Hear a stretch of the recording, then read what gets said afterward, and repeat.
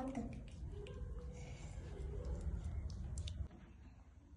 Балалар, біз жаңа сабынмен қол жудық, я? Сабынды біз тазалық үшін қолданады екенбіз.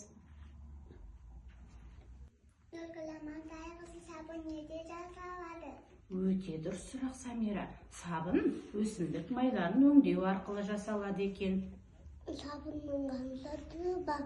Сабынның түрі өте көп. Мынау тұрған бізде балалар кір сабын екен. Бұны кір жуу үшін қолданамыз, ұстап көрсеңдер болады. Ал мынау бізде хош иісті сабын. Бұны иіскеп көрсеңдер болады.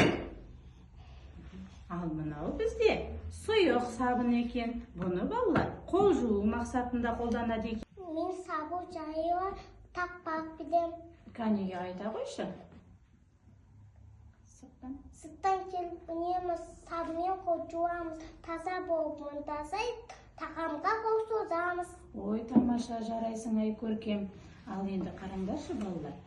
Қол жуғаннан кейін бізде сабын қалдықтары қалады. Ол сабын қалдықтарын тастамай, біз сол сабын қалдықтарын қайта өңдеп, жаңа сабын жасауымызға болады екен.